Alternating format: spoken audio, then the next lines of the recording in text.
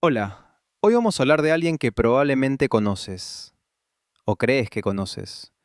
Vamos a hablar de José Monje Cruz, Camarón de la Isla, una de las voces más importantes en la historia de la música española, un revolucionario del flamenco, una leyenda.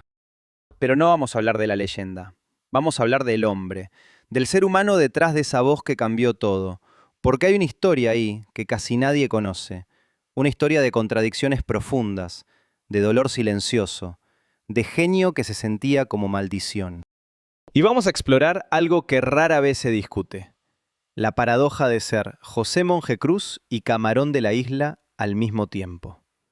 De tener que vivir con esas dos identidades, de no poder reconciliarlas, de ser destruido lentamente por esa tensión. Porque aquí está la verdad que nadie te dice.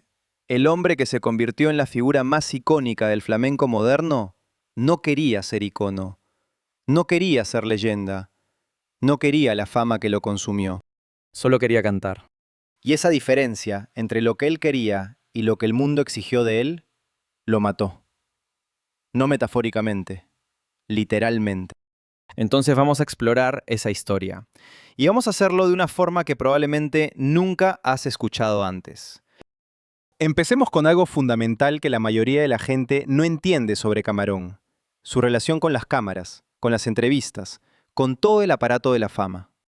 No era timidez normal, no era modestia de artista. Era algo mucho más profundo, casi visceral. Hay grabaciones de entrevistas donde puedes verlo, y si realmente prestas atención, si miras más allá de las palabras y observas su lenguaje corporal, ves algo inquietante. Está tenso. Sus hombros están levantados.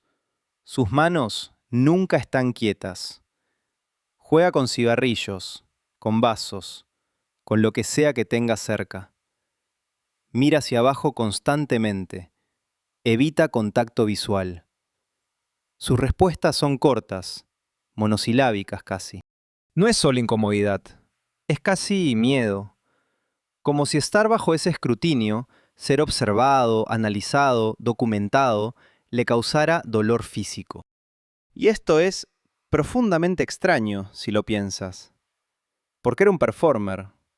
Subía a escenarios frente a miles de personas, y ahí, en el escenario, se transformaba completamente. Ahí era magnético, dominante, una presencia que llenaba cualquier espacio. Pero la diferencia crítica es esta. En el escenario, cantando, no era el mismo. Era otra cosa. Era el vehículo del cante, el canal a través del cual algo más grande que él fluía. Pero en entrevistas, cuando le hacían preguntas sobre su vida, sobre sus sentimientos, sobre quién era José Monje Cruz, tenía que ser él mismo. Y eso era lo que no soportaba. Porque José era vulnerable. José tenía miedos. José tenía vergüenza sobre su educación limitada, sobre su origen gitano pobre, sobre sus luchas con adicción. Camarón, el artista, podía esconderse detrás de la música. José, el hombre, no tenía dónde esconderse. Y hay algo más aquí, que rara vez se menciona: el trauma generacional de ser gitano en España. Camarón creció en los 50 y 60, en una España donde los gitanos enfrentaban discriminación brutal y sistemática, donde gitano era insulto, donde ser gitano significaba ser automáticamente sospechoso, inferior, marginalizado. Hay historias de su infancia que son desgarradoras, de ser echado de tiendas, de escuchar a payos, a no gitanos, hablar de su gente como si fueran basura, de ver a su padre, a su familia, tratados con desprecio simplemente por existir. Ese tipo de trauma no desaparece, se queda contigo. Se convierte en parte de cómo ves el mundo, de cómo te ves a ti mismo. Y creo que parte de la incomodidad de Camarón con la fama venía de ahí. Porque profundamente, en algún lugar que tal vez ni siquiera reconocía conscientemente, no creía que mereciera esa atención. No creía que alguien como él, un gitano de la isla, mereciera ser celebrado. Hay una entrevista donde el periodista lo llama genio, y su reacción es casi de dolor. Se encoge, niega con la cabeza, dice, no, no, yo solo canto lo que siento. No es falsa modestia, es genuina incapacidad de aceptar el elogio. Como si las palabras positivas sobre él literalmente no pudieran procesarse, como si fueran incompatibles con su autoimagen. Y esto nos lleva a algo que casi nadie habla, la depresión de Camarón. Nunca fue diagnosticada oficialmente, al menos no públicamente. En los 70 y 80, especialmente en comunidades gitanas, no se hablaba de salud mental. No existía ese lenguaje. No existía ese marco.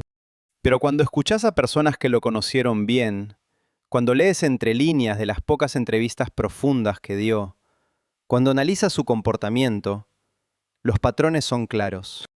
Periodos de energía intensa seguidos de retirada total. Días donde no salía de su habitación. Noches donde bebía solo hasta pasar out. Canciones llenas de dolor tan profundo que van más allá de interpretación artística. Tomatito, su guitarrista durante años, cuenta una historia que revela mucho. Dice que después de conciertos, especialmente después de los más exitosos, los más celebrados, Camarón frecuentemente tenía colapsos emocionales privados. Se encerraba en su habitación de hotel y lloraba. Tomatito podía escucharlo a través de la pared. Lloraba durante horas. ¿Por qué? ¿Por qué alguien lloraría después del triunfo, después de haber dado una performance brillante, después de haber sido adorado por miles? Porque el contraste entre la adoración pública y el vacío interior era insoportable. Porque todo ese amor, toda esa admiración se dirigía a Camarón, la leyenda, no a José, el hombre. Y José seguía sintiéndose invisible, no visto, no conocido. Hay una soledad única en ser famoso de esa manera, en ser adorado por millones, pero sentir que nadie realmente te conoce, que todos aman una versión de ti que no es real. Y esa soledad se profundizaba con el tiempo. Porque a medida que la leyenda crecía, a medida que Camarón se volvía más mítico, José se volvía más pequeño, más perdido.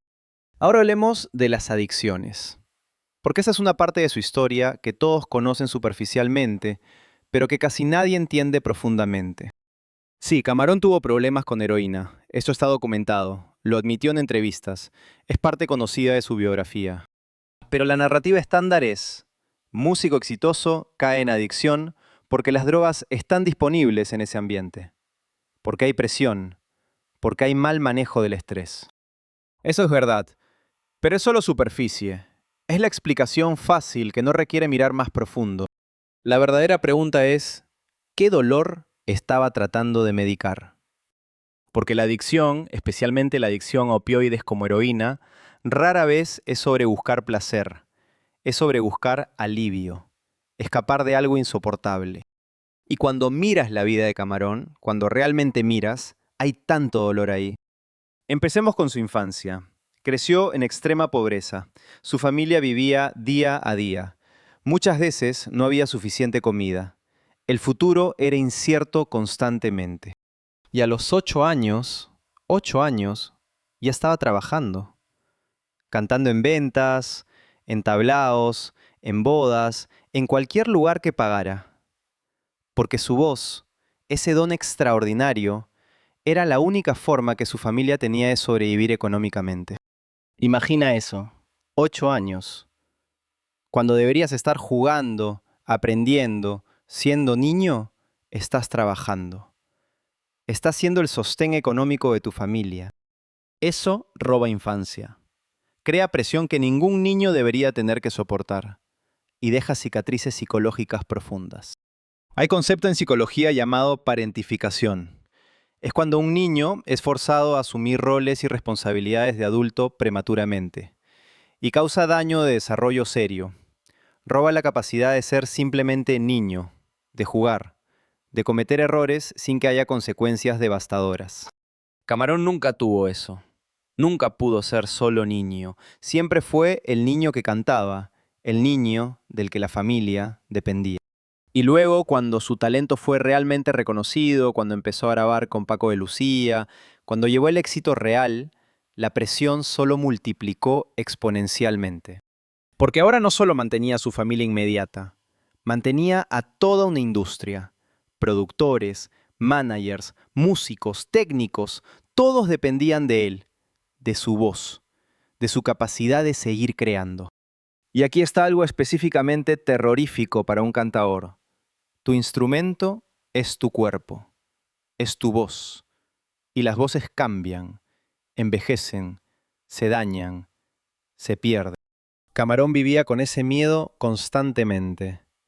El miedo de despertarse un día y que la voz no estuviera ahí, que se hubiera ido, que lo hubiera abandonado.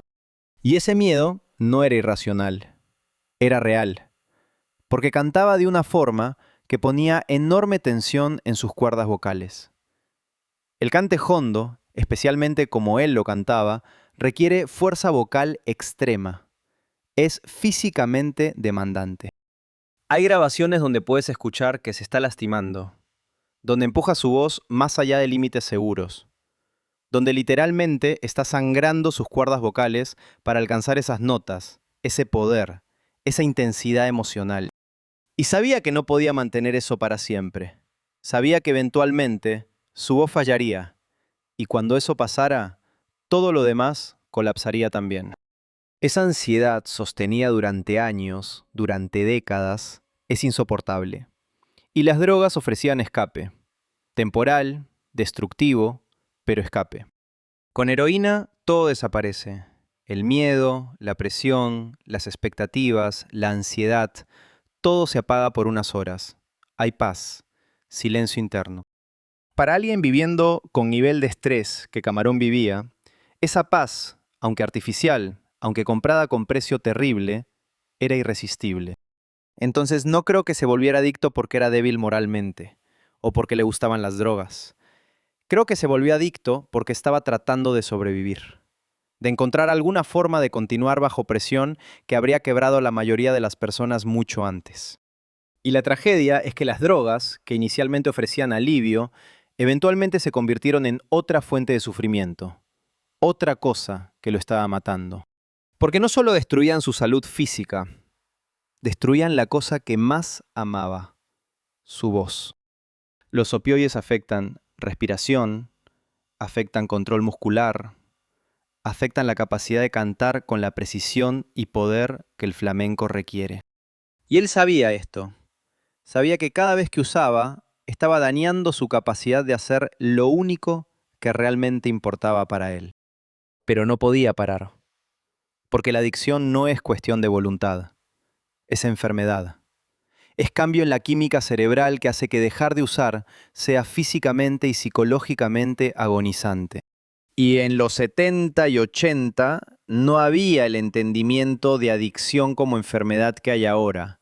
Era vista como fallo moral, como debilidad de carácter, como elección. Entonces estaba atrapado, sufriendo, avergonzado, incapaz de pedir ayuda de manera que realmente funcionara.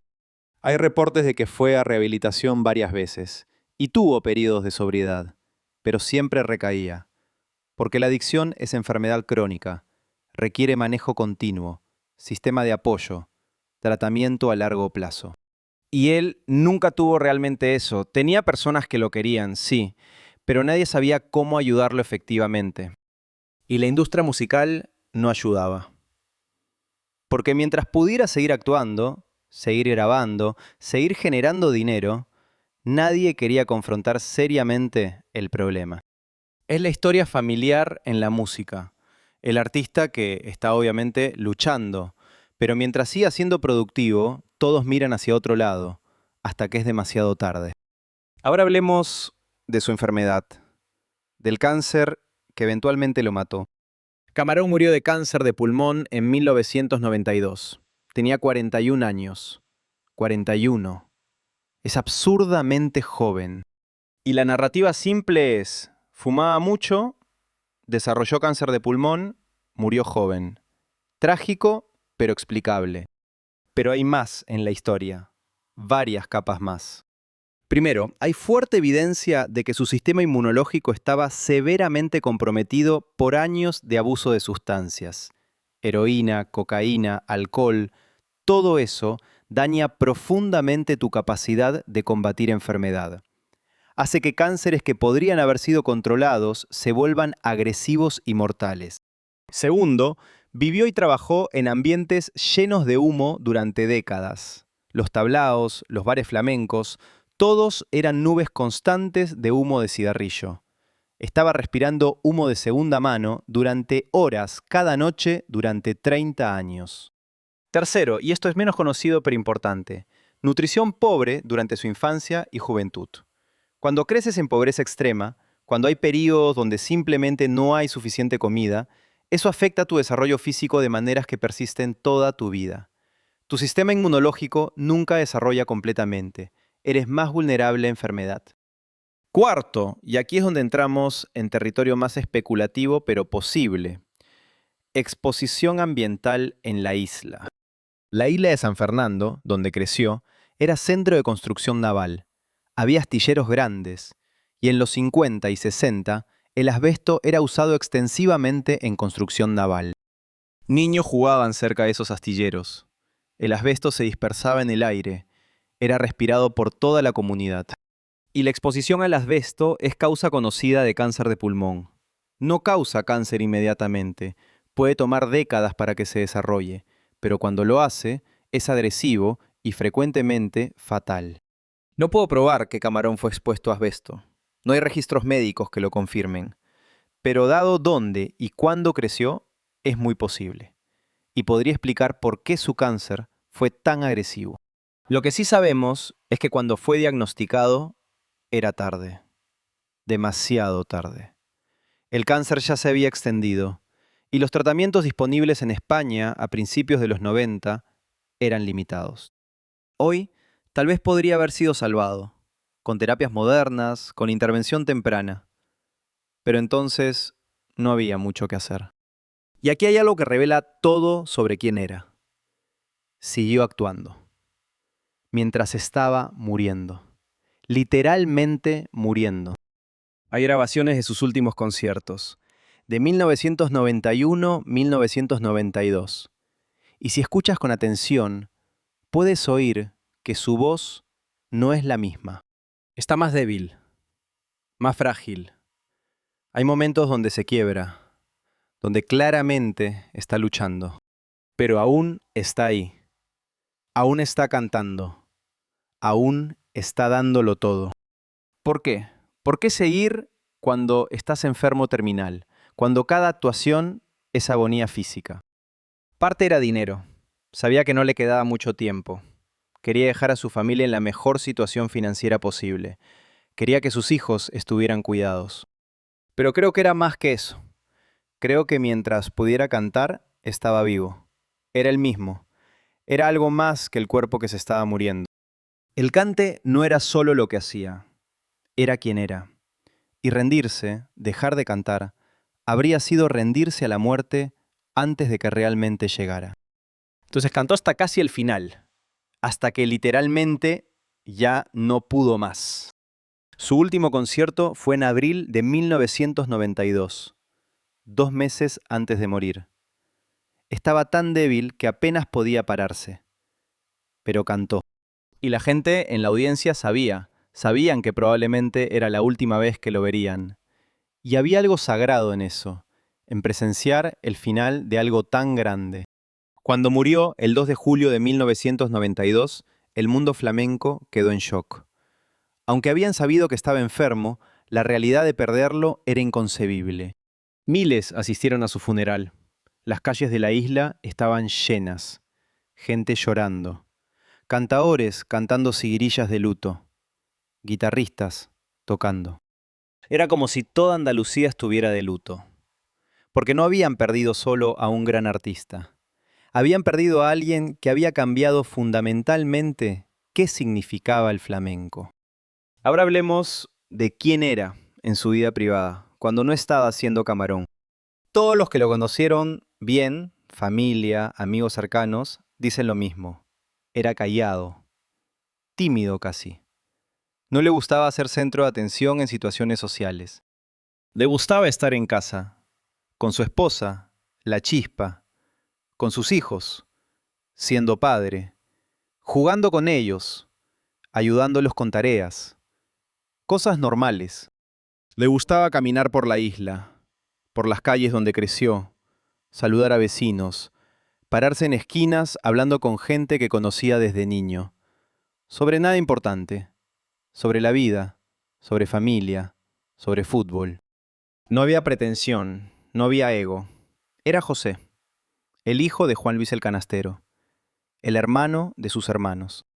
Hay historias hermosas que su familia cuenta, como después de conciertos en Madrid o Barcelona, volvería a la isla, y al día siguiente lo encontrarías en el mercado comprando pescado, como cualquier vecino.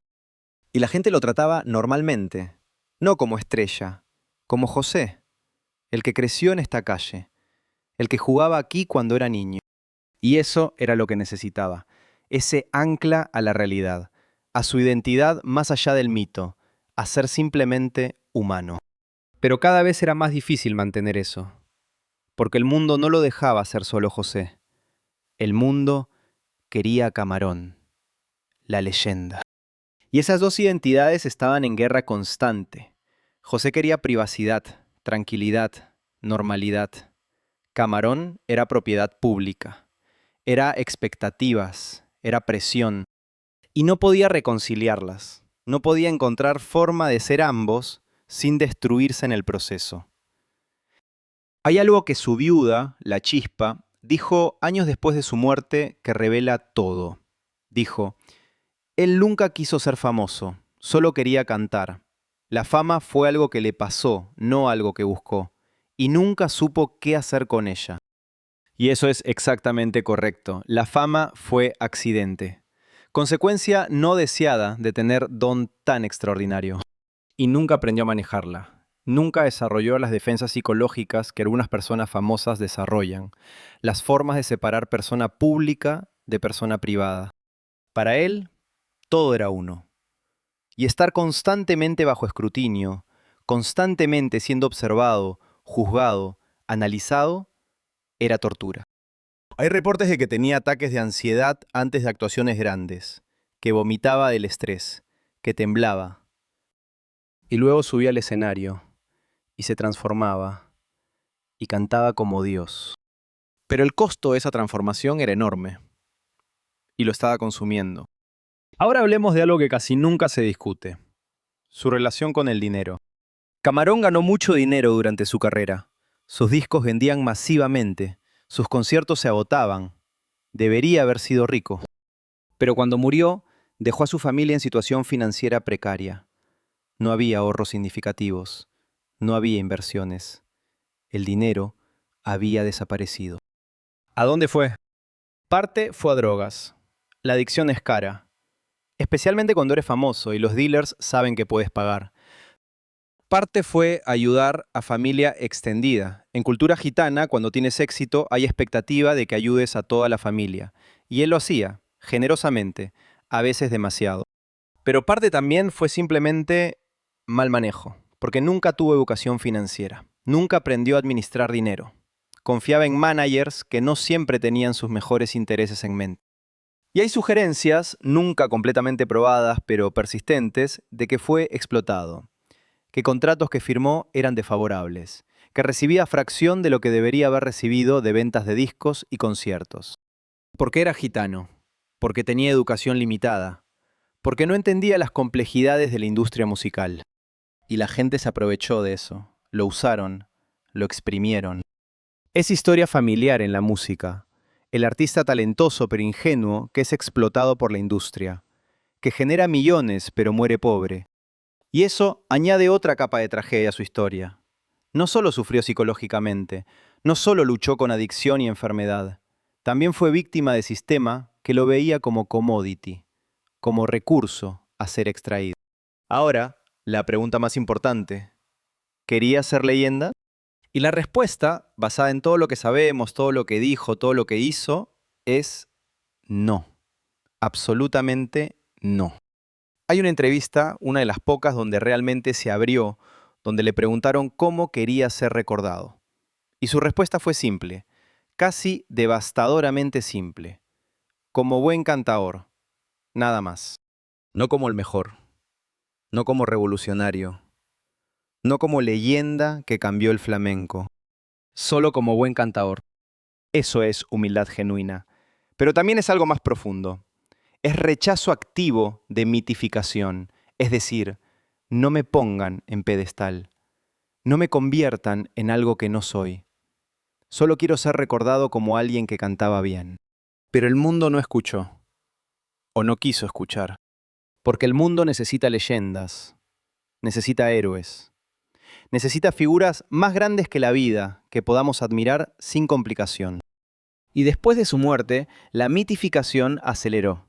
Se convirtió exactamente en lo que no quería ser, en símbolo, en ícono, en algo más que humano. Y al hacerlo, al convertirlo en mito, perdimos algo crucial. Perdimos al hombre real. Perdimos la complejidad, las contradicciones, el sufrimiento, la humanidad.